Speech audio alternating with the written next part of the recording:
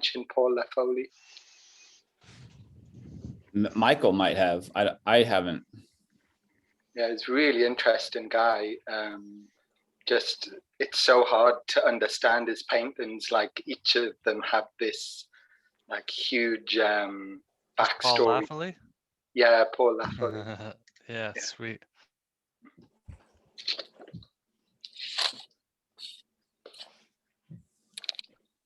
How you doing, Michael?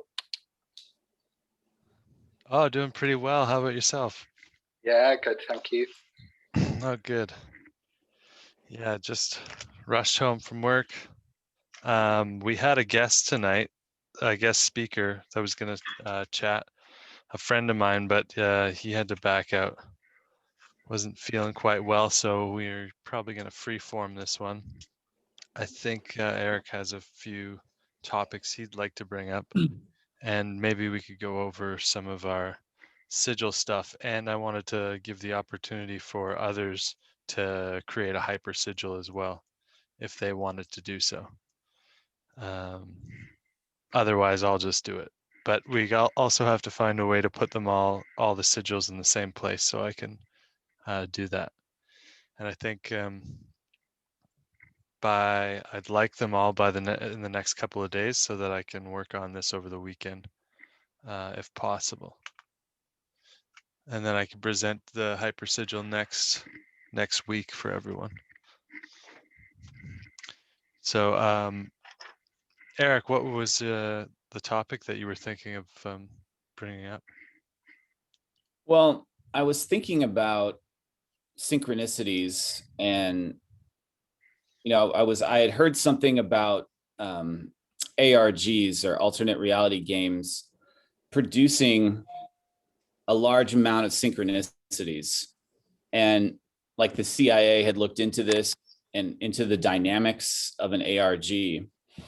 But something I've just kind of noticed about ARGs in particular is that most of them are structured around solving a puzzle, and in such an immersive way where you're using all of your senses. But when we solve puzzles, in the process of solving a puzzle, our mind actually creates new neural pathways that allow our consciousness to perceive just a little bit more of our reality. And that sort of manifests in the form of, noticing synchronicities more and more, seeing that scaffolding.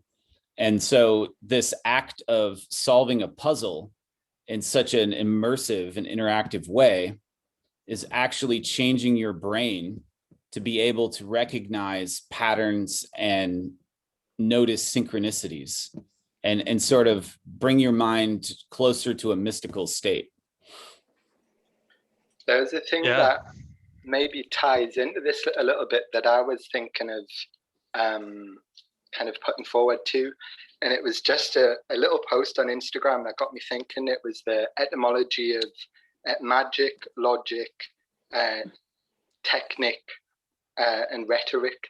And that magic was classed as the supernatural art, and logic was the art of words. Technique was art in general, and rhetoric was like the art of persuasion. But when I looked into technique, through the Greek etymology, it came back to mecha and mechanique. Magic, I mixed up here.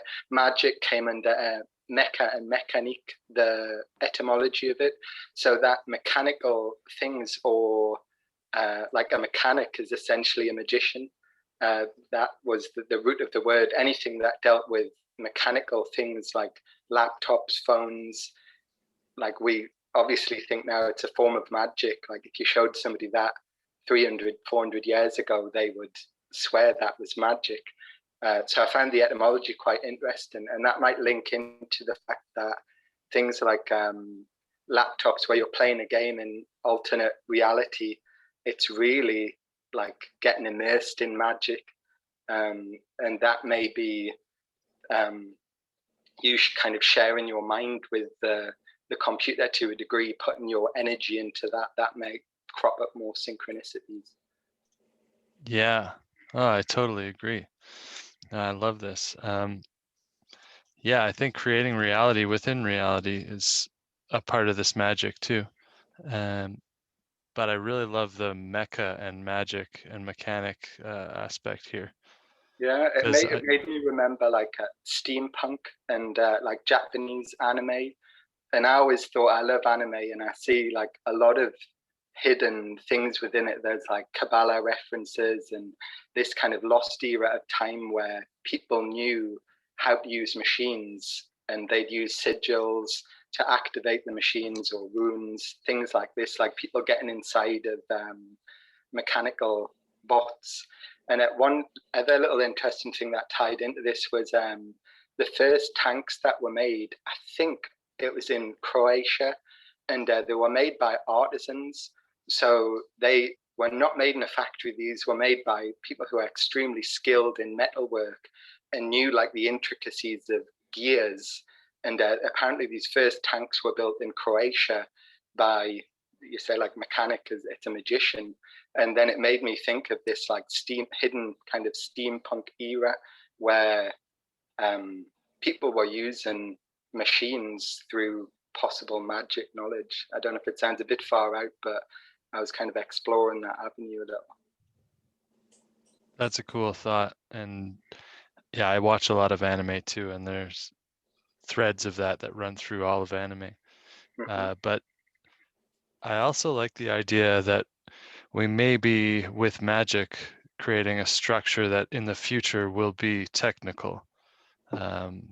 Like possibly sigils are at their base evolution right now, and in future there may be some kind of scientific formula for using them to a higher degree, or maybe it was in the past. It's interesting. Yeah, I think so. Especially like how many sigils you see every day around you. And it almost seems like a kind of hidden art of putting forward a message in a hidden way. Absolutely. There's also people that use like this coil here that Elizabeth has as her picture right there. There's some people that use that to charge sigils actually too. I can't remember the name of the device, but they're like, have you heard of argon accumulators? Yeah, Wilhelm Reich. Yeah, Reich's work. Orgon. Oregon, yeah, it starts with an O. Orgon, yeah. So it's interesting, Michael, we were talking earlier today about this, there's an app now. And so you bring up mechanical, right? There's an app now where the interface has you type your intent, and then the algorithm creates a sigil out of your intent. So it's just generating a sigil for you. What you do with it after that, I don't know, but it seems like the app is probably collecting all of your entries as well. But here's an example of like a sigil becoming more more mechanical, or the creation of sigils becoming like a computerized process. Yeah, that's fascinating. It also brings up like the idea of the circuit. And I was thinking today about creating a circuit that was the sigil and then, running electricity through it. I thought about this as well with shapes and forms, just to see what would happen, because electricity will flow the closest way. So if you were able to be precise with it, you could have it flowing through an object. A geometric object that had I the same remember, length. sorry, Michael. I remember watching a video, and I didn't quite know what to make of it, but it was an interesting little tie-in that most circuit boards, when you look at them, or like your motherboard from the computer, that it looks like a lot of sigils. the way a microchip looks, or inside your phone. And there was one guy putting it forward. I think it was Richie from Boston, actually. He just put out a short video on it once, and there was nothing more. And it kind of stuck in my mind as something interesting, that perhaps a lot of circuit boards embody sigils, possibly. Yeah, that was Richie from Boston, and I think the sigils that he was showing that look like circuit boards or diagrams of a circuit were the John Dee sigils for summoning the 72 angels, his Enochian magic. And they do look a lot like circuit boards, like little chips, right? And I think there is something to that, right? Like being that these designs of the circuit itself is designed to allow the flow of electricity and information, right? Through, whether it be some of these chips, right, are passing light through them. Like they're carrying packets of information on light beams, essentially. But there's all electricity in that and energy. And so these circuits are designed specifically to do certain things with that energy. And so I think that's really what a sigil is at its core. It's a design to trap and hold and direct energy of a specific type. Yeah, I can totally see that.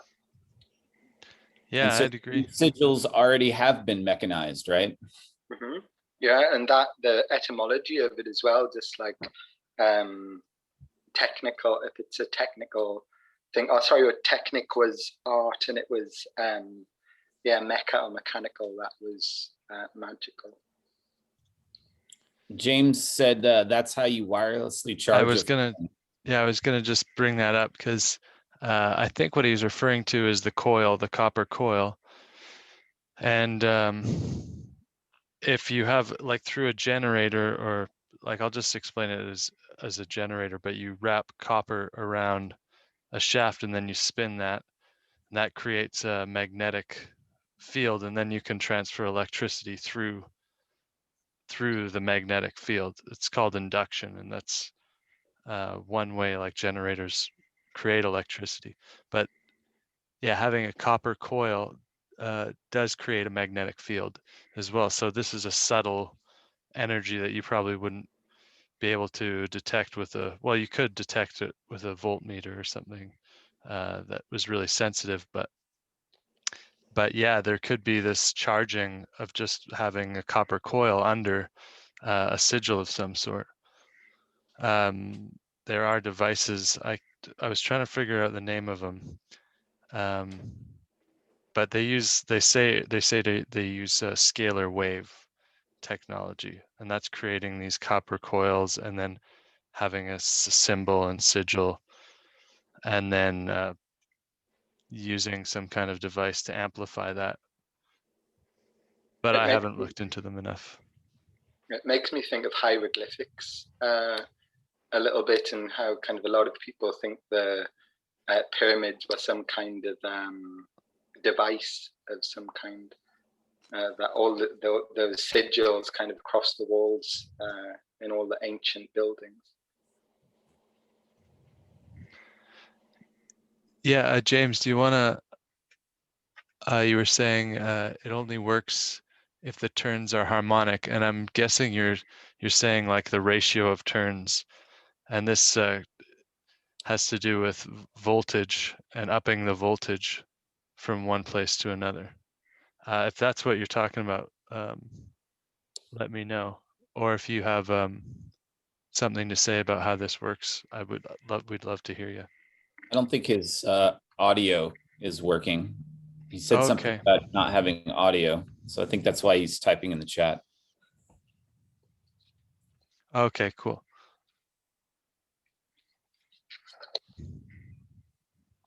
Yeah, he's giving a thumbs up. I don't think he has audio. But yeah.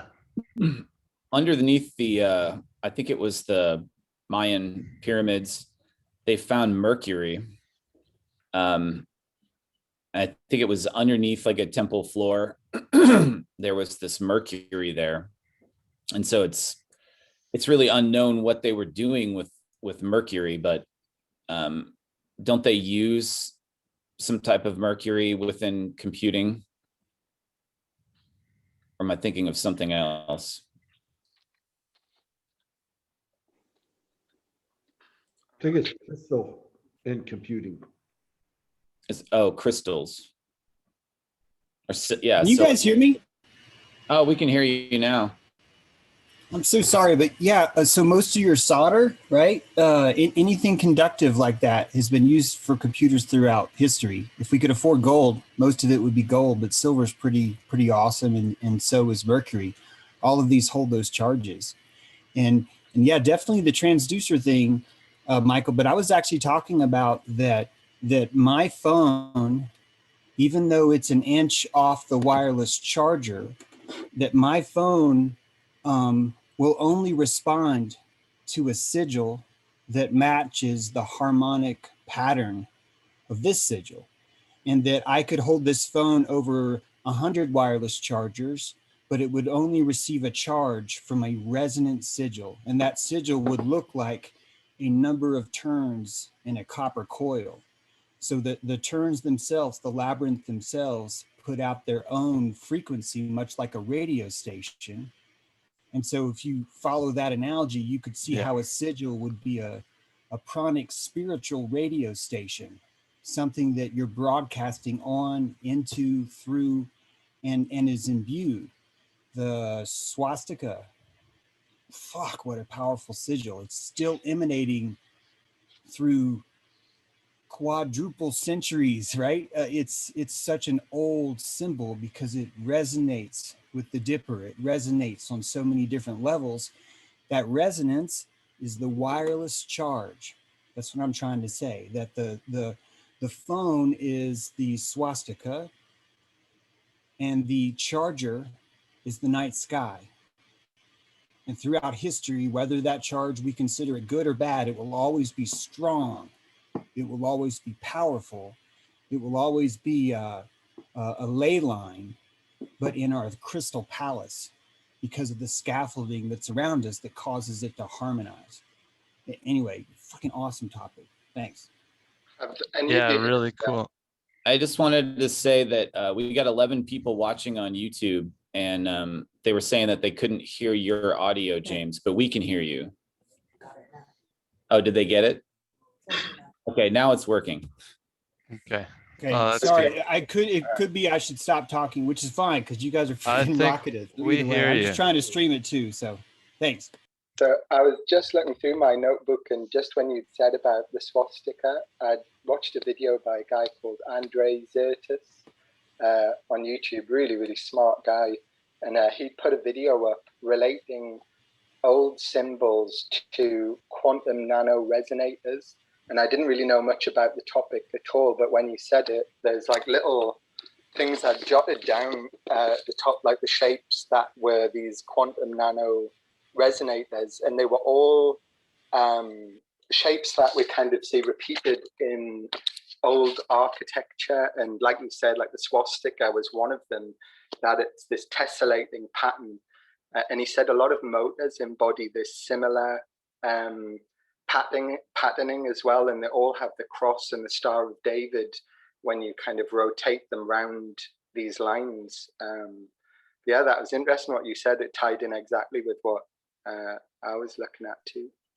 You hear that too with Dogon, right? Looking at Dogon symbolism, and also with the whirling dervish, that the circuitry of the whirling dervish, the dancing man with the hat, is emulating these patterns that if you knew the secrets of, you would resonate off the scaffolding. In other words, if you just randomly said, I want my logo to be an eye in the middle of a pyramid, that is going to have a resonance to it. The same way, by the way, not to get creepy, but the same way that red leather shoes would be a symbol of cannibalism.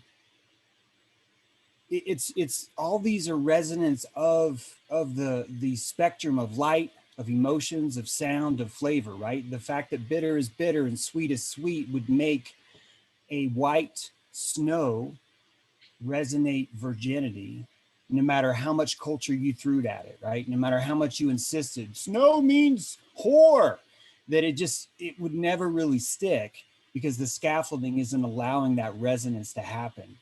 Same fucking way with every single circuit, that all your transducers, that all your sure, there's crystals too. The crystals work the same way.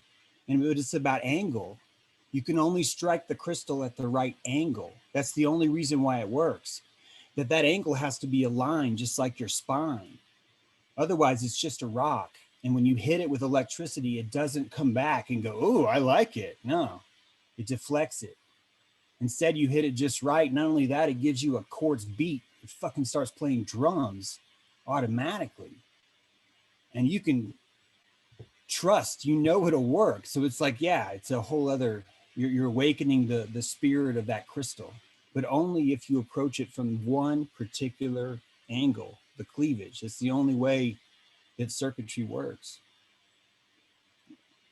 I always found it interesting with the connection with the Volkswagen vans, because the Faube Volkswagen symbol, when you spin it, it makes a swastika when you reach a resonance of certain RPMs.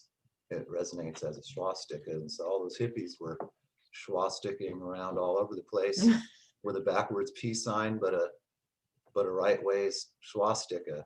It's kind of interesting. That's funny. Have you heard of the thousandths of an inch girls? Anyone? They're the women in World War II that used to sand down crystals. They had to pick like perfect crystals, and they needed them within a thousandths of an inch so that they resonated the same. And this is how they communicated.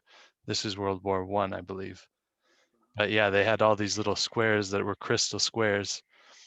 They had to be the exact same size and with no,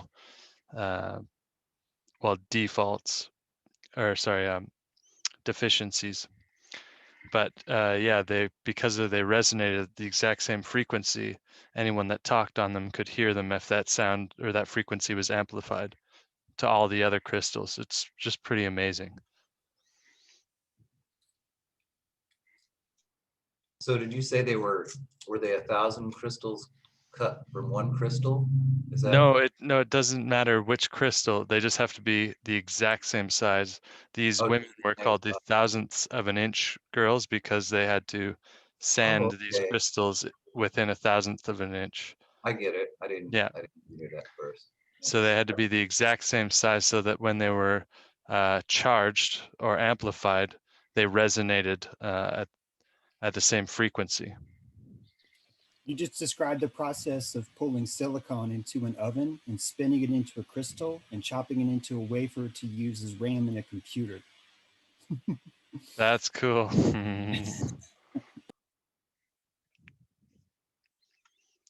Yeah, it's so fascinating. And this is the stuff that we don't learn in school, but it's like the most important stuff. Some of the most important. And I can't help but add this right now, but you can hide information in sound. Noise canceling headphones are proof of that. You're matching the sound with something else, but the sound is still inside the sound. And that all this talk makes me just think about that all the time, that the troughs and waves of light would function in the same way. And a noise canceling technology would work in the same kind of vein as like light. And anyway, you're kind of making me nervous, like looking over my back now. It's pretty cool. Very salacious topic. I remember the newest Doom game. What they did, there was one music artist who did this verse called Richard D. James, Aphex Twin, really kind of smart electronic musician, and he'd found how to encode pictures into sound waves. It was probably done before him, but he was one of the kind of popular people who did it. And then the newest Doom game also put pictures within the sound waves of like pentagram and 666. And I remember watching a video on that, and that was quite interesting how they kind of slotted imagery into the sound.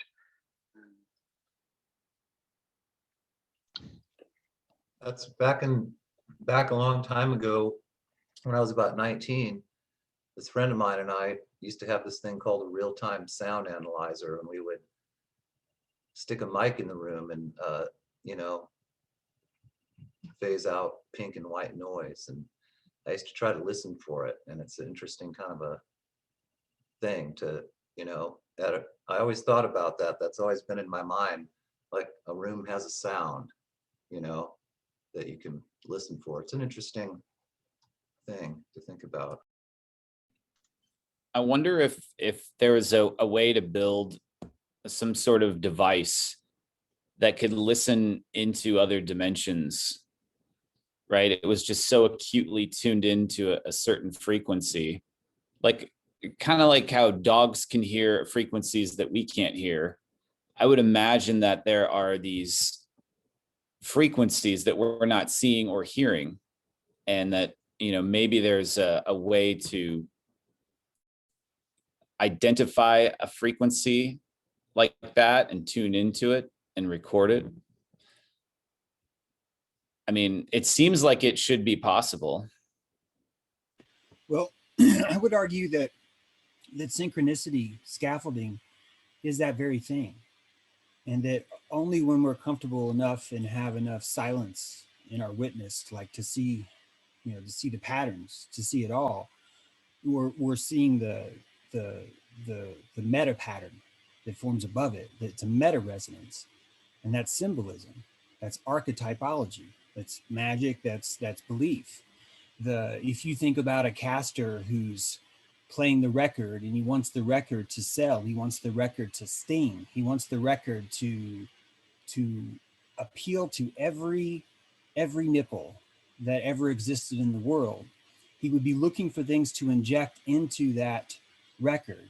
He would be looking for frequencies, and he would decide that if I was to encode the number 648, man, Kenny, this is just going to blow him away. Everyone's going to freak out. And Kenny's going to be like, 648. He's like, yeah, it'll freak him out. He's like, yeah, but what does 648 mean? It's like, well, you know, no, it doesn't matter because it's just 648 because people, they didn't know there's a number and there it is. And yeah. And then his friend's like, no, Kenny, what if it was 666? And I'm telling you that story because that was hidden. That's a hidden flavor built into the spice rack of music, of archetype, of math. And only that flavor would make you look at Kiss even more, would make you look at Led Zeppelin even more, because they chose the wasabi, they chose the 666 to put it in there, which means that those frequencies, when we see and notice and dilated by something, it's almost like we have a sensation that we can close our eyes and we can predict, oh, 666, I feel gold, I feel silver, I feel elements around these letters, around these notions. So much that it terrifies people. They're afraid of them. That shows you how much the electric charge is. So we are seeing these dimensions, but these are the dimensions that are so meta time that we may not even see them moving, right? Like Tesla talks about how a crystal is a living being, the beginning of time, that it's just, it's its pure essence already. It's its multifactory itness. It I am so fucking long, it's a crystal now. So it has no more I aming to go, but we don't see that. We only notice if we approach it directly from its cleavage and inject just the right signal, that it resonates back to us and it stores it. It remembers what it was told. It's a rock that has fucking witness, right? It's like, what's up with that? And then we start to see into these dimensions. The dimensions themselves are the scaffolding and the animism of what's inside. That's dimension 2, I guess. They Go on, they you mentioned these crystals, and I just thought of these ancient Chinese crystal ball. I think that one of the emperors had, and it ended up in the museum at the University of Pennsylvania. And it's the same university where they created the computer ENIAC, at the same place at the same time that they had this giant crystal ball. And people were putting forth the idea that maybe these balls were actually like time lenses, right, to like look into other dimensions or look into the future or the past. And this crystal, this perfectly round, polished, clear crystal, was used like a technology that we don't even understand really to do that, to lens time or space and look backwards and forwards and into other dimensions. And they pulled a lot of information out of that, and of course nobody else was privy to that, but the technology is there. I mean, anybody, well, not anybody, but you could conceivably get a genuine crystal ball. I think scrying is sort of a similar thing, or the I Ching, or any of these things. And the like non-locality of remote viewing as well, that seems to tie into this too. When you get into a certain state and you enter your mind, that you can actually see something that is far away. And there's been a lot of reports of people seeing things 30 or 40, 50 years in the past when they're doing remote viewing. And the CIA ran this for a long time, and it was like, it was a science. They put so much money into it. It wasn't just something that was like new age woo-woo stuff. It seems to be a direct thing, that we have that capability to tune into things either in the past or like a quantum effect in another place, regardless of time. Yeah, they actually did. The CIA discovered that when they were doing that project, they were directly like asking these people to look for specific things in specific ways. And they found that when they just sort of let them do it naturally on their own, without a lot of direct prompting and isolation, that their predictions, their visions were almost always 100% accurate, as opposed to, I don't know, 60 to 70% accuracy when it was like in this intense, environment where they were putting them in these dark rooms and like in water sometimes, and like making them concentrate on this specific thing. And they actually got better results when they left them alone. And so I think, like I brought up in the beginning, these ARGs are probably also being used with those remote people that can remote view like that, to keep an eye on them and direct their randomness, if you will, right? They want something to naturally happen, but they want to control the events around that happening so that they can gain the insight from the view. Yeah, that's interesting. I found that interesting. Remote viewing is something I got into when I was younger, and I found it really fascinating. And I tried it a few times with not much luck. But who knows? Maybe I was looking at past or future. You never know. But I did hear they did have this program going on for 23 years, and giving, I think it was a couple million a year to these guys to do this. So you got to think that there's something to it.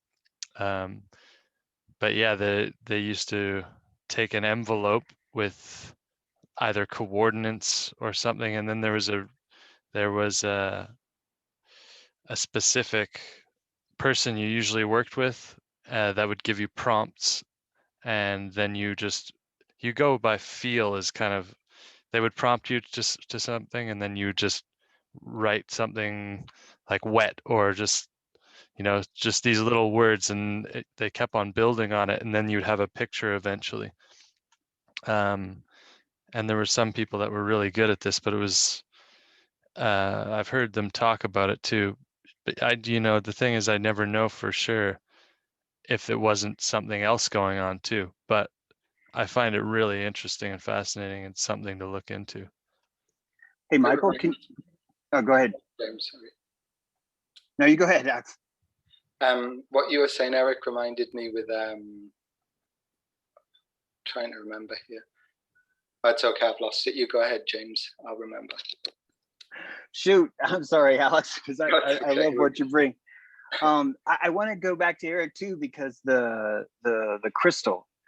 I'd like to put forward to the group that what's missing from this technology is the technology of belief, and that the reason why this seems so similar to scrying is because this is a technology that requires both.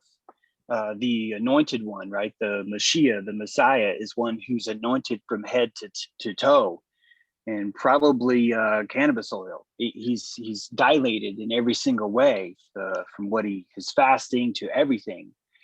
It's the technology inside the body that's doing these things. It's the crystal that's enabling and amplifying the belief that the crystal inside is an amplifier, and that it never works in our modern technology. Only works that way because we have de-animized it. We've removed ourselves from that technology. We think that it's all electrical, that it's all static, that kind of thing. And so the awakening of it all comes through that. And the reason why I'm saying this is because if you look at the ancient technology of those mercury pits in Quetzalcoatl, that was a mercury pit directly underneath the center of the pyramid that ran a river of death, that I think they called it, that ran out into the center underneath where the platform where everyone was. And that every single part of that ritual was based around belief. So the 12 crystal skulls of the earth are only powerful if you believe that these are the 12 crystal skulls of the earth. And that it's not about being fooled even. If we can find a way, because see, if you're easily fooled, you deep down, you know you're easily fooled. So your technology of belief is kind of hoard out. You're like, well, no, hey, I said a Lucky's rabbit's foot would pull me through a surgery. So why am I freaking out about how great this sword of Excalibur is? Why? Versus someone else that's like, no, my technology of belief, it has to be, I'm saving that virginity. I'm saving that bequeathment into a very specific time. And this is what Crowley was doing. This is what Robert Anton Wilson does. And the idea of moonchild, to where, no, we're not just going to have a baby.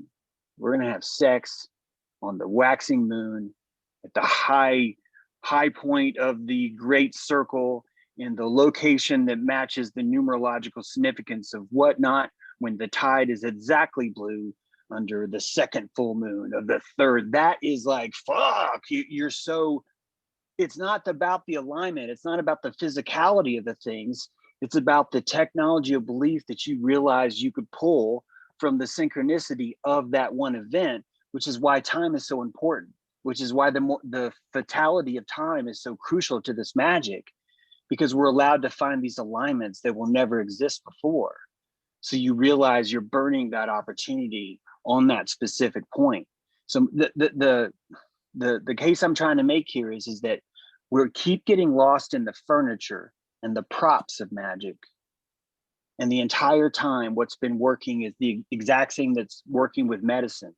It's our technology of belief that's underneath it.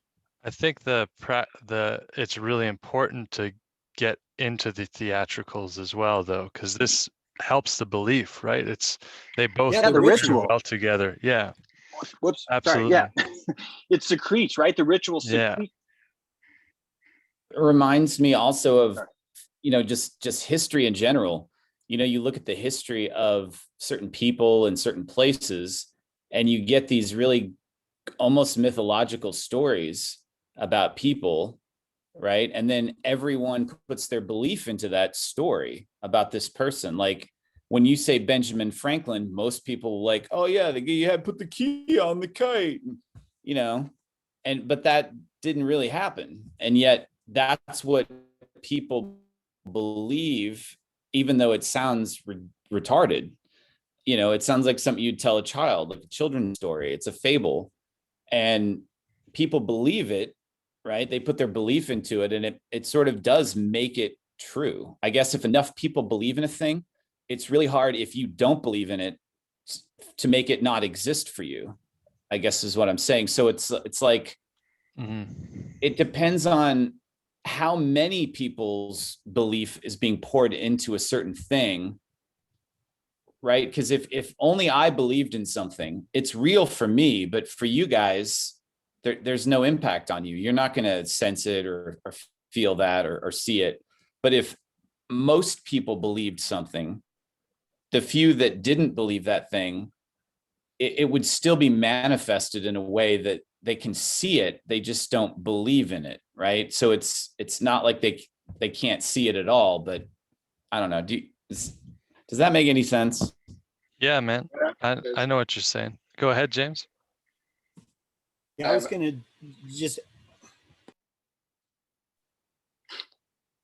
You're muted, James.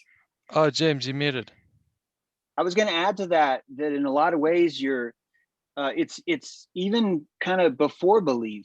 What I'm getting at is that if everyone knows about Ben Franklin, then I know as a writer, as a magician, as someone who's creating a ritual with words by talking in a certain way, that I can invoke the circuitry of Ben Franklin that's inside of you.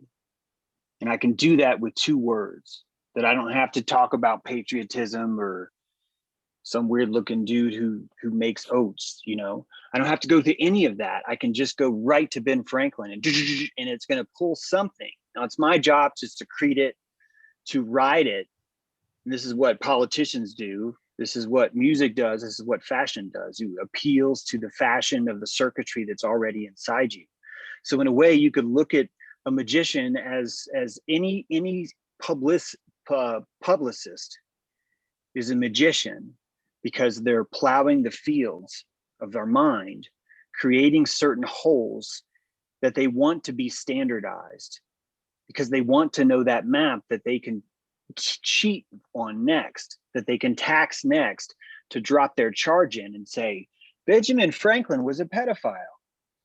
That's a fascinating circuit that I just said. And yeah, I've heard this. I've heard people say in the Truth Movement, I remember when I was going through it, well, you know, he's a pedophile. I was like, no, how do you know that? It's like, because all the dead bodies under his house. And I'm like, yeah, well, how do you know he diddled him? He's like, well, come on, he's got dead bodies under the house. And it's like, yeah, it was like freak people out back then to be the dude that's like, I would like to study that dead body. May I have it, please? That's a weird thing to do in the world. That's just, people are going to freak out.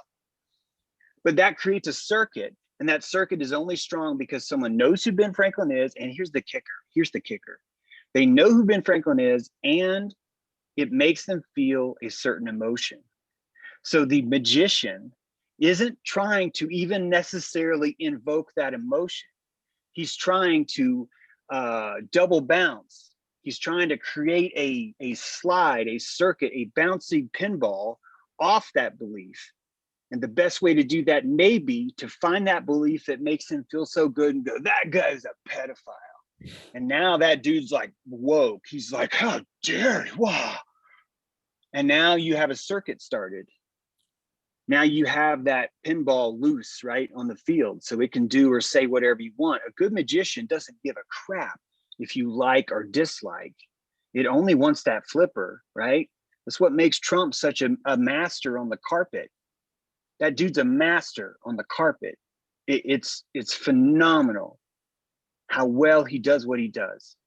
And this is what it is. He's activating the sigils of patriotism, of walls, of China, of all the other stuff he says. He's activating sigils inside of you. It's deep, deep magic. The deepest magic there is. It's the only Hollywood show that no one has any idea that it's fake, right? That's some serious, that's all about ritual.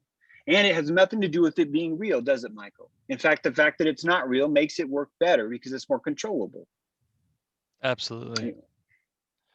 Yeah, they're like living sigils. that you can call on. I mean, this is, as you said, like fashion, and this is something I realized like in school. If I say that I'm, a skid or a punk, or you get the energy of the punk, there's something there. I was friends with a lot of different groups, so I was in between lots of these kind of weird energy circles that I found really interesting to see, because they were creating circuits with people they disliked, right? Creating these poles to create tension between each other and feed on this energy back and forth. It's really fascinating. I think, school taught me a lot just in regards to like how energy works, how people group together, and that sort of thing. So it's awesome. I think like the believing is seeing, and this it seems to work on like about 70% of the people. Say the masks are a really good example, that that magic works on like 70% of the population or 80% of the population, and then there's like another level up that they have to do to kind of cover those people that will not wear masks, and they have to convince them in another manner that what they're doing through that believing is seeing, that they have to kind of create a trapdoor for those people that will fall through the first kind of lot of magic. But I was just thinking about like belief versus intuition, and like casting that belief on other people, like the magician does. It only works on a certain percentage of the people, and I think I've been one of those people that's always been immune to it, like just through school and any programming. It just, some obviously affected me, but very, very little. I always went through as a kind of the odd one out for that. And I wondered, is like intuition, I think, is above that level of believing is seeing for most people. As soon as you invest belief into something, you start to see it manifest. Like I became a Muslim 8 years ago, and things changed around me when I became Muslim completely. But then I started to challenge my own belief. Like I always have to do that all the time, is just kind of chip away at any belief and try and confirm that it is solid. And I think now, like, I'm having some kind of religious crisis where I'm like, my intuition is telling me different things from my belief. So I'm having to kind of dissect this at the moment. And I'm thinking that like that intuition, especially doing the breath work, it's like really revealed some things to me that are like holes in my belief.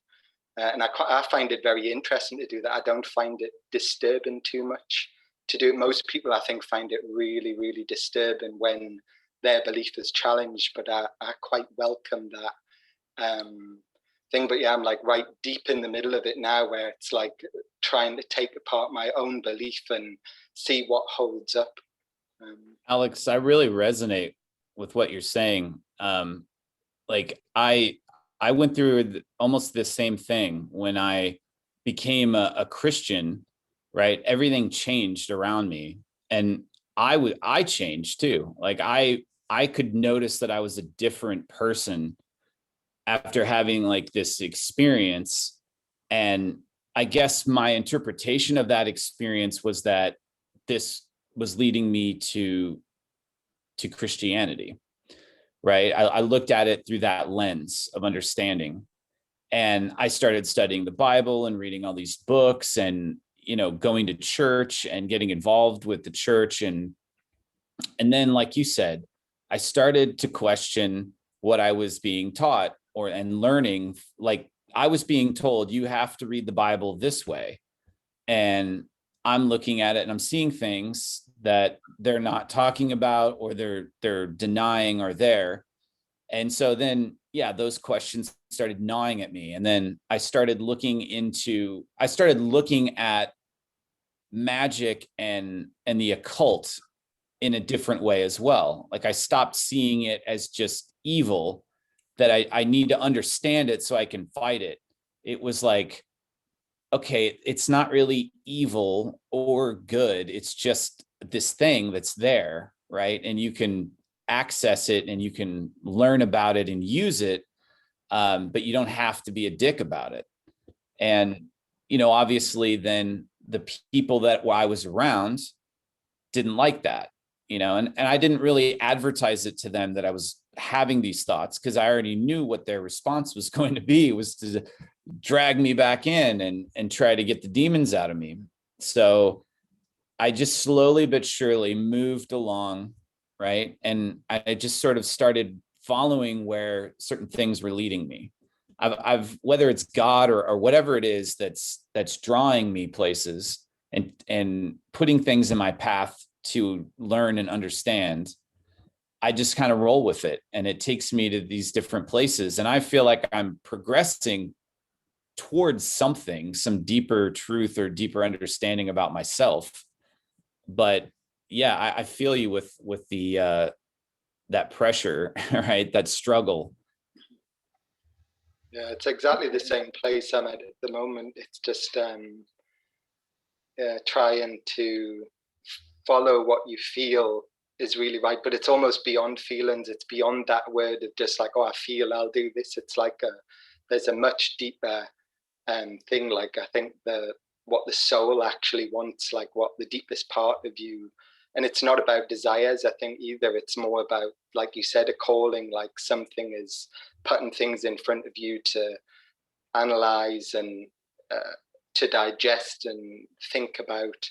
And that's why I was saying, I think the intuition, that like soul calling, is kind of a level above belief in my eyes. It's like it can actually, you can take things from those beliefs, like what I'd said in a previous thing with that. I thought like intuition is like a triangle. Intuition's at the top, and then belief and logic are below it, and they have to be there. Like the analytical brain has to look at the neocortex, or like what I would call like the kind of observer in your brain. It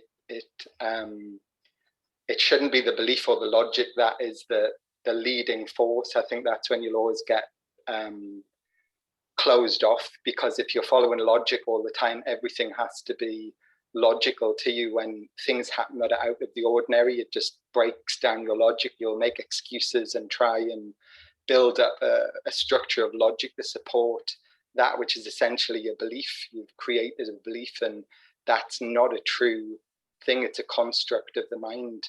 And I think that intuition is beyond that. It's like the thing that is that like before the construct of the mind, before the scaffolding of logic and belief.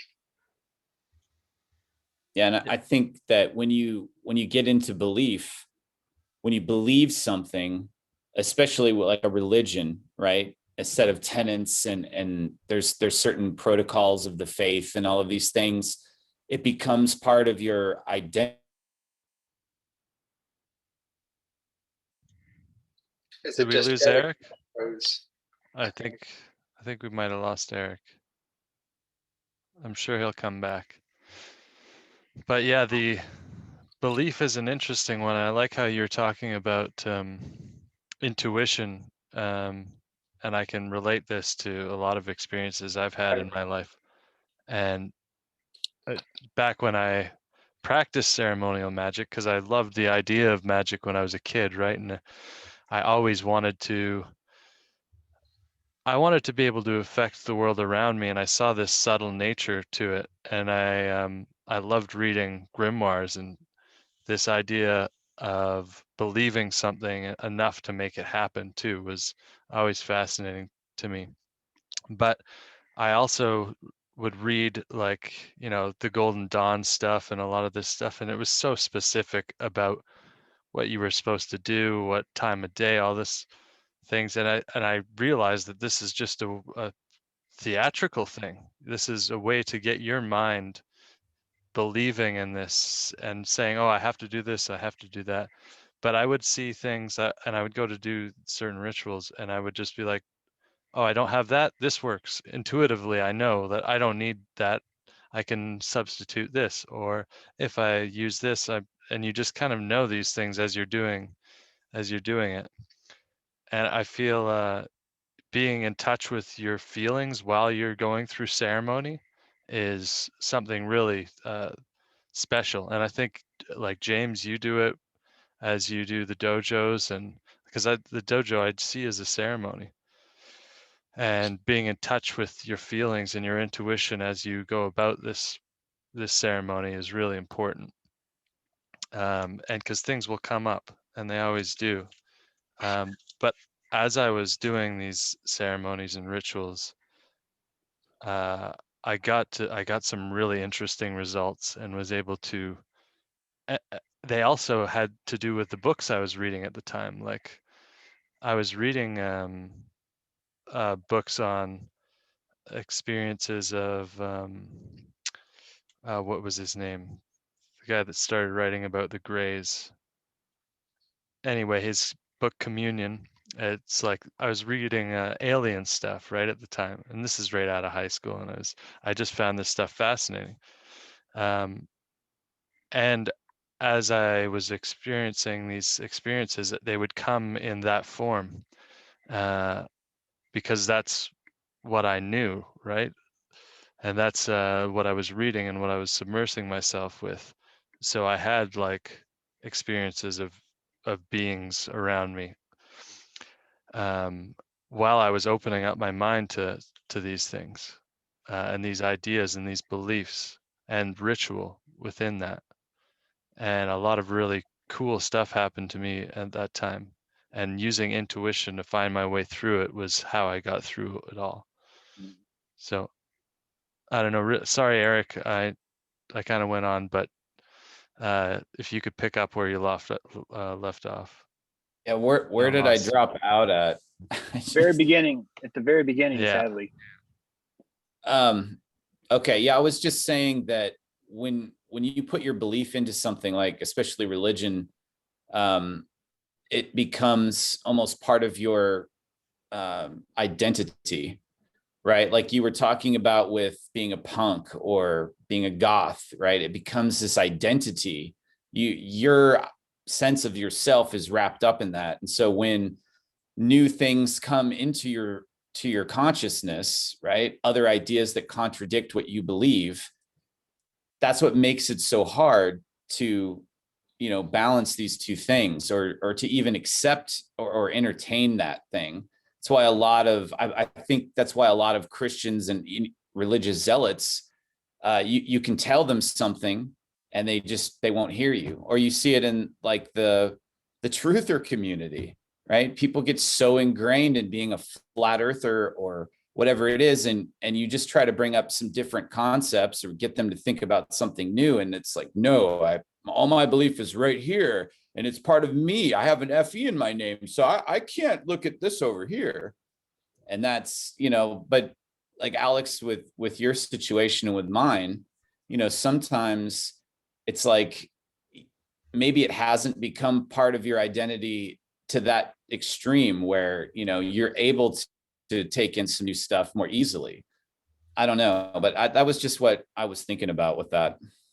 I see it as kind of like people climbing a ladder and they get tired and they have a stop-off point of belief and they're like, right, I'm not going to climb anymore. I'm just going to stick here at Christianity or Islam or whatever their belief they've adopted. They're just like, right, that's it. I'm not climbing anymore. I'm tired. This is where I'm staying. My mind is staying in this place. And for me, I just can't accept that. Like if a truth comes to me, I have to pursue it. It's like, even if it's something I really hate, I still have to look into it and do it justice. Well, I totally relate to all of that. And when I was little, I mean, like, we're talking about 8, I was so looking for something to believe in. And my mom remarried and I got baptized Catholic. And I thought, oh, this is great. I'm gonna, really have something solid to hang on to. And then later on, I did my very best to really practice accordingly. And I went through my first, I think it was confirmation, and the nuns told us that after we received the Holy Spirit into our bodies, we would be singing so much better. And I remember I looked forward to that moment with all of my energy and hope. And then when it came down to it, I sang exactly the same. Everybody sounded exactly the same. And I thank God, or whoever, whatever, that I have always had the ability to go, okay, well, I guess that wasn't true, you know? And I'm just really, really thankful and proud of myself for having that. And even like what you guys said about the truther community before coming here, it takes a lot of courage and electricity to go against what you would like to believe. Anyway, yeah. For me, I don't even find it like a courage particularly. It's just like a adamant, almost stubborn side of me that is like cannot put up with lies or something that's inconsistent or faulty. Like I was a Buddhist for a while, and like practically it was really helpful. I was doing kung fu and qigong and tai chi, and really enjoyed it. Got a lot of practical benefits out of it. But when I was looking deeper into it, there's just gaping holes, it seems, that are not like you can't traverse them. You have to leave that emptiness there. And for me, it was like, well, I need to know, I need to understand that better. And I couldn't have those gaping holes in a belief.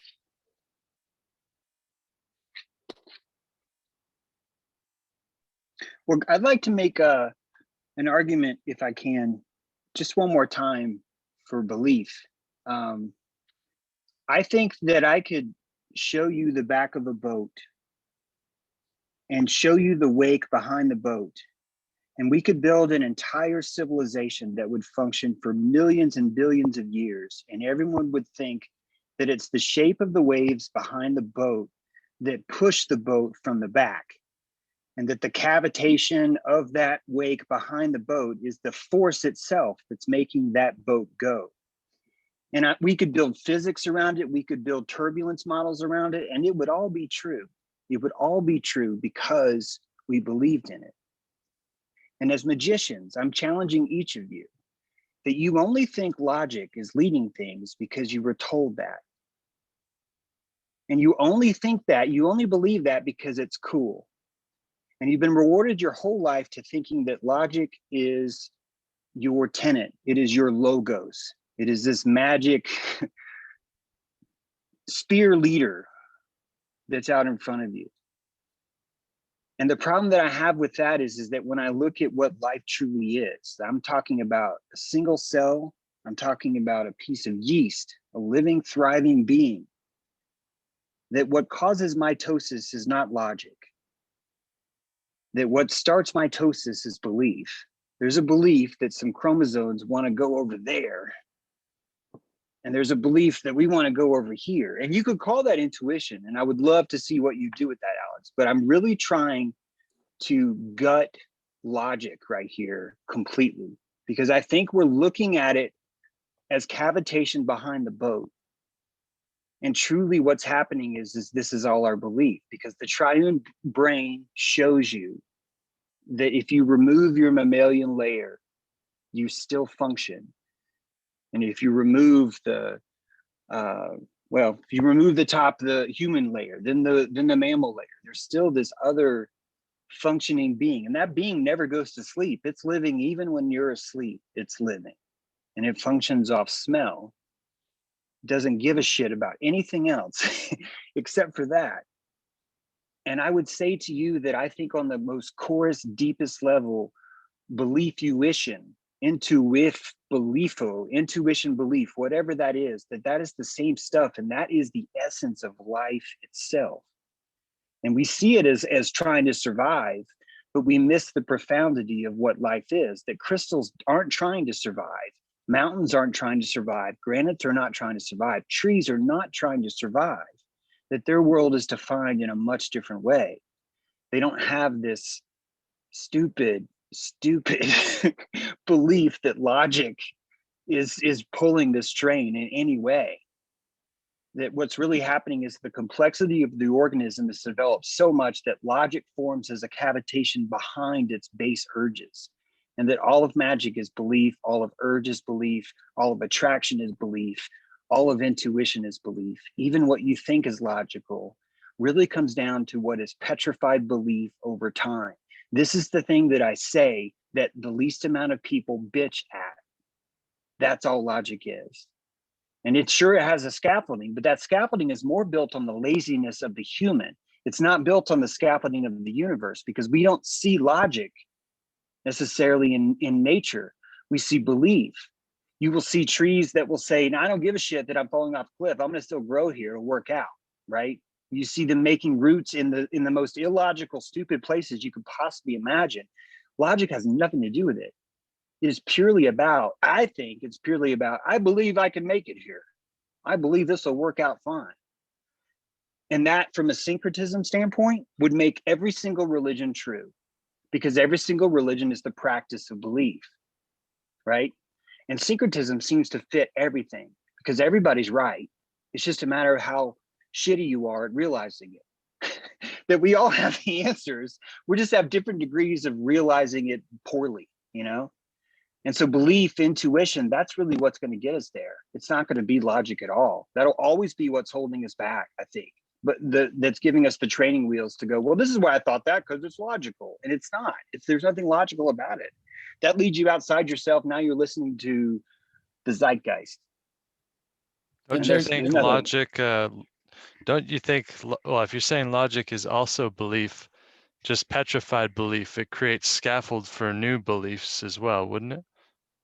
So you could create new beliefs on logic, which is old beliefs. I would say that logic is the hardened clay of belief, and you can do all kinds of stuff with hardened clay. Yeah, you can freaking tile a bathroom with it. I'm not saying logic isn't there. I'm saying that it is a post function of belief. Yeah, and that we think it's the opposite way. You know what I mean? We think it works the opposite way.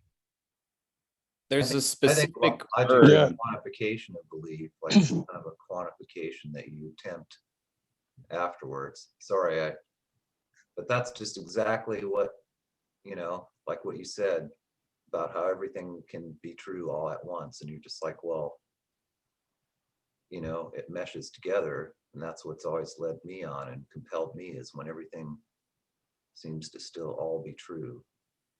You know, I think it's a scaffold. It becomes a scaffolding for the belief. The logic does, I think. And when you said that, James, I thought kind of a Babylonian example of that. And this is from my work. So we're looking for a new office. We're moving offices, right? And so we're looking for a 3-year lease. But the way it's insane, I think. And from a finance standpoint, the landlords would rather not rent their building than do a 3-year lease, because they want to do a 5-year lease, because that's the way it works. That's the way they look at things. So they have the scaffolding that they built around it. It's supposedly logical, but it's not. It doesn't make any really sense. They would rather have zero money coming in than having a deal for a 3-year lease, because of the way they have put their scaffolding for the real estate finance. I'm not sure if what I'm saying makes any sense, but Rand, isn't that the same as energy? Isn't that the same as energy? If someone's giving you negative energy, that's the same way. It's like, well, look, I don't think in a way that negative energy can help me, so I don't want it, right? You're describing the exact same phenomenon. It's just the belief is this will hurt me. The belief is the 3 years of revenue will hurt me, right? Yeah, because it doesn't fit the scaffolding that I created out of belief, but which isn't really logical. To them, it's logical, but it's not logical from another perspective, right? It is. So I'm just basically saying, I think you're right, James. It's all about belief, and the scaffolding is put in to help hold that belief up for people, if that makes any sense. Add a little bit to this, just like where I'm at the moment, and I don't think this is right, but just putting it forward as like where I believe I'm at. And I think logic becomes belief. So say, for example, like the squirrels that come to your place, if it finds food there the first time, it's going to be like, right, there's some food here, that's great, that's information, that's some logic. and then it comes the next day and it gets some more food, it's like, okay, this logic is kind of building up, that these facts are accumulating, the information's accumulating. You do that for a month. Now the squirrel has a belief that the food will be there every single day. So that's like a stop off point to me. I think belief is like a point where you almost stop using logic, because things have happened so many times that it's become now a belief. And I think intuition's on a different level. Like intuition, I think, is when that squirrel becomes pregnant, and then it's like, right, I need a place to be. It's not thinking anymore about facts, like where's the nicest place, I'm looking around. It's intuition. I'll drive it, like a butterfly would be driven to fly, to migrate like thousands of miles away. So I think where I'm at is that intuition's on a separate level, and that logic becomes belief, and that belief is that stop off point of where you don't seem to expand anymore, unless intuition is in the driver's seat, where you actually use belief as a tool and you use logic as tools. So you accumulate information, your logic, you try out beliefs, like you're like, right, I'm gonna say, for example, you hear about something like, I heard about Taoism and it really interested me. It's like, right, how can I try this on as a belief? Not that I'm actually a Taoist or anything, but I just try that on and see and invest belief into it. It cannot be 100% belief, really. I don't have that much control to like dive so far into it where I'm immerse myself 100%, but maybe like 95%, where I can adopt a belief that I know I can just pick up and put down again and take from it what it has within that. And that would like raise the logic again.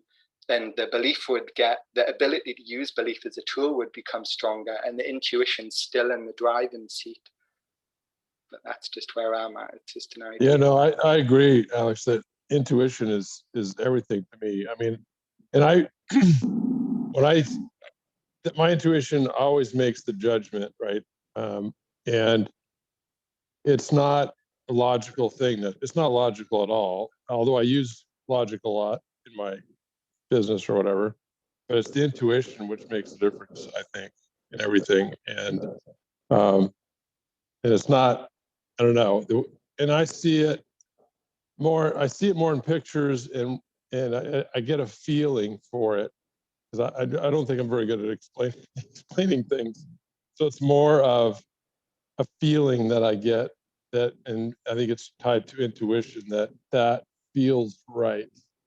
And it's not really about things adding up in a column or a row. It's that feeling, it's the intuition. So I agree with you on that. I was going to say that there is a certain bird, and I forget what the name of this bird is, but it makes a very intricate and unique nest. And it's the only bird that builds this kind of nest. And so they were looking at this bird thinking that the mother bird must teach the baby bird how to build the nest.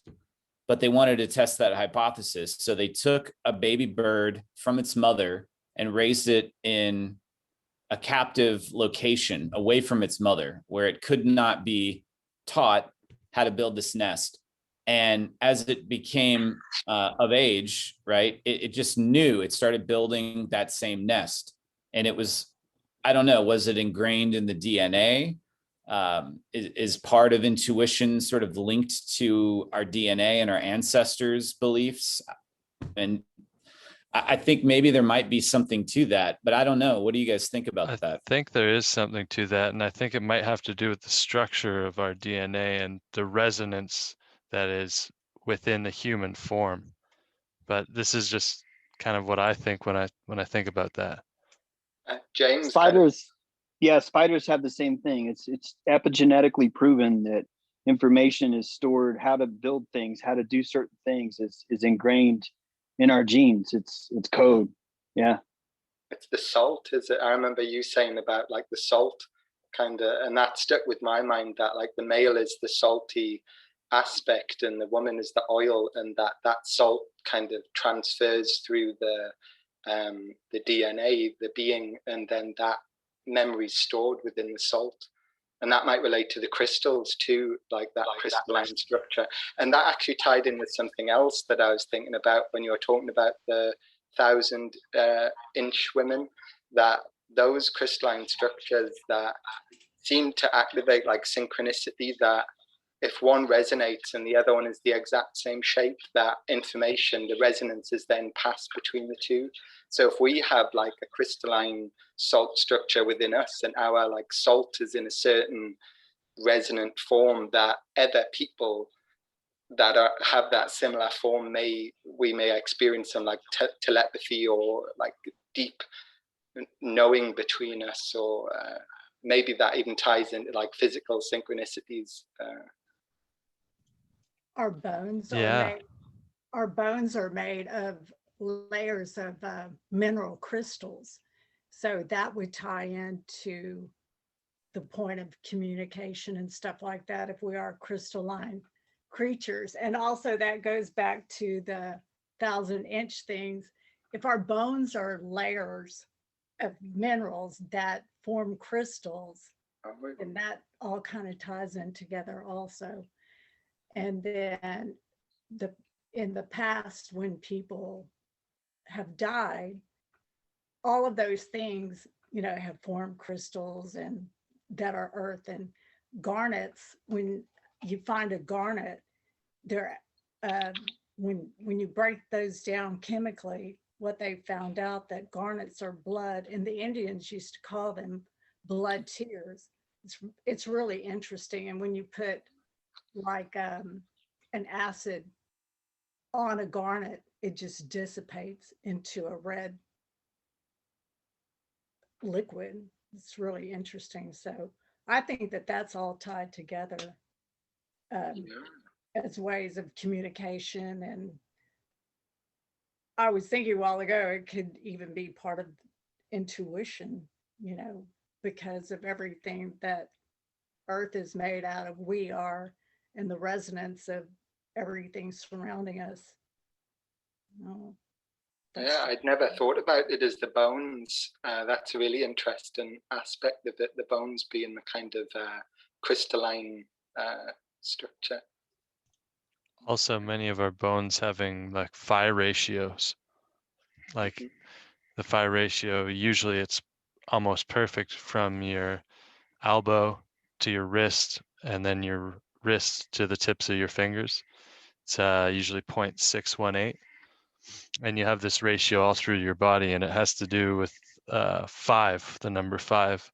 If you draw a pentagram, the ratio between where the lines meet up will be the phi ratio all the time. And this is the golden mean, or the golden spiral. And you see it in a lot of nature and in the facial features of humans. And we've got 5 fingers, 5 toes, we've got 5 appendages, I guess, if you call the head one, limbs. So like I'm seeing the phi ratio have a lot to do with humans and the human form as well, and nature in general. But Yeah, and don't forget that the cell phone charger, it only responds to the right coil, and that when you go visit your ancestor's grave, that you are a cell phone and you're placing yourself on top of the charger, and the coil in your bones matches the coil of the bones that's buried underground, which is why you only feel better when you stand above that grave. That when you go over here to this other grave, it's like, well, it's nice, but it doesn't recharge me. I don't have reverence. I don't feel reverence from this, right? I feel something else, but it's not reverence. But here, God, this spot, so much reverence here. So it shows you how this works. The syncretism is always there, at least when you're on the right track. It is. And weren't you saying that the crystals in circuits are used to resonate? Yeah, absolutely. Most of our bones are like resonating. Yeah. If you feel truth in your bones, right? What that expression means is hey, that really resonates with me. It really resonates with me, is what that means. And none of this requires logic, by the way. I think logic is fucking all this up. I really do. I think you're throwing a wrench in here by even pretending logic is real. Because first you have to tell me where logic comes from. Then you have to point that it's even real, because you can't even tangibly point to it. What I can point to is that you will find a technology of belief so believable that you will insist it's fucking logic. And you will go to your grave. You will kill another man because they do not accept the clear logic of this truth. And it's just bullshit. And it's not, it's real, but it's real only because it's cemented belief. It's petrified so hard that you think that it's always true, when actually everything is zetetic, everything, which means if you come back the next day and the next day and the next day and the next day, there's no logic built over time. There's no logic built in the moment. There's nothing to that except for stimulus response. There's predictions. An intelligent will simulate. That's all intelligence is the ability to simulate. I swear, if you break down what intelligence truly is, it's the ability to simulate. And there's nothing logical about simulation. It's not really, because there's nothing logical about nature itself. Nature wants to survive. That's a logic. But this idea that there's this other world, this platonic world outside of us, and it's the truth, that we are all just fractalized granules of that. I think that's where we have this thought now, which is just shorting out all our belief. And I'm sorry to be so argumentative about it, Alexi, because I really appreciate your perspective. But to me, it feels like we're losing so much electricity by even pretending that logic is real. Because Hey, James, it's not. it's like the ultimate IQ test, right? Is your ability to simulate. And the whole logic thing is just another way to fool yourself, right? I think earlier today you talked about, whether it be white belt or the different belts. It's just another way to fool yourself, really. Yeah. It's like a crutch of logic almost. Yeah, and it has belief in it, so it works. And now we're looking at what the true definition of true really is. Most people don't even think about, well, what does truth mean? And the humanism movement, American philosophy this is brand new. American philosophy is the one that came in and said, why the fuck are you even implying that there is something true? Can't we talk about utilitarianism? And now you're looking at William James, at Emerson, you're looking at the American philosophers, and what were they? They were fucking poets. They're not philosophers, they're poets. Walt Whitman wrote the American philosophy because it's about his experience, his connection to it. And I think that logic is purely pulling you out of the hypothetical, and you end up living in the hypothetical, which is a kind of slee stack spell that's cast over you. A veil is put over you, and the power of geometry, which is gorgeous. All these things are thrown at you, and you just naturally think of Plato, that Platonic solid model. But you, like I said, you first have to create it. You gotta waste all these calories pretending it's the same thing as saying there's zeta reticuli 8 trillion light years away, which means my fear is busy as fuck. All my energy is being drained because I'm worried about these reptilians, but they're 8 billion light years away and it's not inside me. It's the same kind of thing. These beliefs create the circuits. All we want to do is create our circuit. So we'll use logic and belief to get there. So it's even below belief if you think about it. It's more about instinct. And maybe that's intuition. But tell me, where's logic when a cell splits? When mitosis occurs, where's the logic there? Because that's death. That's a transmutation of death. Where's the logic in a caterpillar turning into a butterfly? All these things are anti-logic. Anyway. And logic, I think, James, it's a way to take the mystery out of life. Yes. So, that's why I call it training wheels, because it's giving you this idea. Oh, we'll figure it out. Yeah. Oh, it's round. There's nothing else. What are you talking? Ice wall. There's a difference. You get a belief out of that. You get a charge out of that. You have to save your electricity because you're too busy believing in space. You could use that electricity. I think it might be helpful in some regards, because of what you were calling like petrified belief. And this is just another circuit of belief. Say if many people believe this, it creates that reality, right? So then logically you, like, I can use logic to work out problems at work, and it works, right? If I say, oh, well, if that's broken there, I can logically say, oh, there's a problem down here. And it works. And I agree that it's probably because of all the belief that's gone into that and created the structure that we're living in. But I'm just saying it does work to get things done and to have insights about what might be happening using logic. That doesn't mean it's always solid. So I agree with you on that. Like, maybe if everyone believed something another way of, you know, physics working, then it would work that way too. But for me to do a job, I have to take logic or actually believe in this belief that is the structure of physics, you know? I don't know. What do you think? Yeah, you have to believe. Yeah, you have to Yeah. believe in all those things. You actually don't need logic to weld. You can use belief because you believe that 5 inches is this long, right? You believe that. Yeah. And that belief doesn't fail you, so it's even easier to keep, right? It's like it's even easier to keep because it hasn't failed you yet.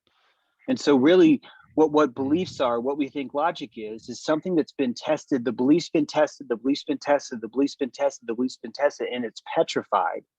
But truthfully, at no point did a gnome come by and say, you are logic. Like that, it doesn't even have to be there, but it's only the belief in logic that helps. It's very similar to the vaccine. And I'm not trying to demonize logic, I swear I'm not. I'm just trying to say that the belief works either way.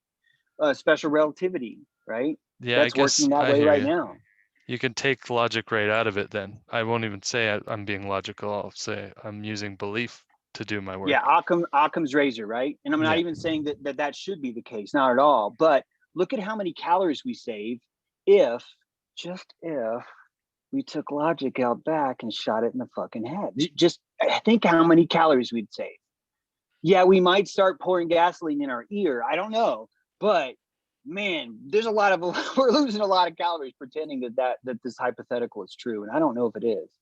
But the way we're talking Yeah, I now, hear you. are we not using logic right now because that etymological root of logic was that like discussion, the kind of the trying to reach a certain point between people. So it was mainly a human construct. Perhaps when I put it as the squirrel, it's not the best example because I think logic is mostly used by people, like a technical, like undercurrent to what's going on to try and figure out what is going on. And perhaps that's something that we really don't need. Like I can totally agree with that we can actually operate without that. That's why I was kind of arguing that intuition's on a different level to belief in logic. It's like the animals seem to operate on that intuition, but when they interact with humans, perhaps belief starts to occur. I know, and that drives me nuts, Alex. I love that you're saying it, but to me, I think that you're like, hey, look, belief, she's a freaking whore. It's not her. It's intuition. That's who it is. Intuition. She's the real magic. Belief is still exactly as evil as we all think it is. We don't need that. It's dangerous. It leads to war. It leads to this. It leads to that. I'm just saying that's my gut reaction. I'm not even saying that's how you feel, Alex. But it makes me mad because, in my opinion, the reason why we don't believe in belief is because we've made it so expensive to have it. Is that we require everyone, you have to logically explain, and therefore you're stuck using a language that everyone else calls logic, because truthfully, that's all it is. They're saying, I will only believe it if you can logically get me there. And so many places in the world, I cannot take you through logic, that I cannot train the artist in you using logic. And that in fact, I would argue right here, right now on March 4th, that logic is regurgitation. And that without regurgitation, there is no such thing as logic.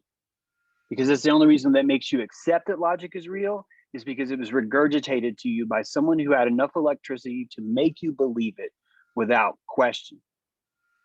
So it's a Trojan horse is what I think it is. And it causes us to leak, because the reason why, it could be that the reason why your phone works has nothing to do with the crystals or the silver. That what truly makes it work is that if enough people was to tear that phone apart, that the belief that this fucking magic could somehow work like this is strong enough to where it fucking works. You could never ever disprove that thought about how this entire world works. And the entire thing would be pulled underneath this surface by the strings of belief. There would be this subterranean mushroom world that's like jellyfish, right? It would be so freaking bizarre and weird, but it would still work. Everything would be accounted for. In fact, more things I think would be accounted for, because we wouldn't have to look for where's logic and where's this and where. We wouldn't have to look for those things. All there is the urge. When a cell splits, literally it rips its entire life apart. Everything it knew about life is gone now. There's no logic there. That's passion. That's something else, you know? Anyway. Yeah, I think Great logic stuff. is the black cat in the Matrix. There's something that gives it away, that it's kind of phony.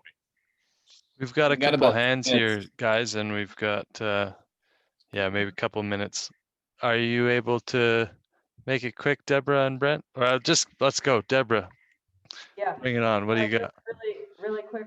What is to simulate? What is simulation? I don't understand it.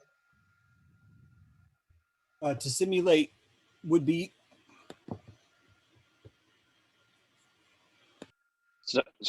to simulate would be to spin plasma to recreate a scene in your mind palace to predict what's about to happen in the future. And that every single thing that we call intelligence or even life itself is simply someone that demonstrates the ability to simulate something. So a predator is measured by their ability to simulate, meaning that one who can out simulate you is the apex predator to you, because they are able to out predict every single move you could make, very much like a second year chess player up against a grandmaster. So the simulation is truly a different kind of dimension of life, that the apex is determined by the ability to create a scene out of nothing, to simulate a scene, and the amount of electricity they have to simulate that scene is directly proportional to the effectiveness and accuracy of their simulation, which determines their survival, right? Therefore, the survival of the fittest is the idea the one who can simulate the most wins, because that truly is the magic of omniscience. To be all-knowing would simply require that you can out-simulate me every single time, that I would have no way of knowing just how intelligent you were. I would only know that you knew everything, that you have omniscience over me because you can out-simulate who and what I am. Okay. Go ahead. Thanks, James. Go ahead, Brent. Yes, thank you. Belief, logic, integrity, a lot of these words, I think we're running into the noun versus verb trap. Belief and believing to me are quite different things. Logic doesn't even have a verb tense for it. Neither does, so these are like petrified is such a good word for it. Believing, I believe of 2 million things just to get through my day. I believe that I'm going to walk to my car, my key's going to be in my pocket, and so forth. These are all tiny little beliefs, but it's a process. It's a believing as I go along. And if something comes up and it's not there, it's not like, oh, one of my great beliefs has been shattered. It's just make a little course correction on it, So anyway, I just wanted to throw that in. The action words versus petrified noun words, I think, is something we have to kind of keep an eye out for. Thanks, guys. Thanks, Brent. All right, guys. Great to see you all, and thanks for coming tonight. Here, what time is it? Yeah, we're good. Did anyone have any last words? No, just I appreciate, you never have to apologize, James, if you kind of challenge my ideas, because on the outset I just put this is my ideas. At the minute I really don't know. I like the feedback and I like the information. Yeah, I love it too, Alex. I appreciate that. And yeah, It's great. And I love that topic. I really do. I get personal about this belief thing. It's such a biggie. It's profound. I love it. Thanks, everybody. Yeah, thanks you guys, and thanks for coming, James. We will see you guys next week. I think we'll keep it kind of like this, but Eric does have a little presentation, so usually we'll have a little presentation and then kind of discussion after, and maybe a topic. We do have the sigil thing, so if you guys can get your sigil into me by next week, I'll have the hyper sigil ready, and if anyone wants to have a go at making a hyper sigil as well, just let me know. Send me an email or a message on Dojo Earth. All right, guys. Great to see you all. You take care. Have a wonderful night. Bye, everybody. Ciao. Good night, y'all. Bye. Good to see everyone. Bye.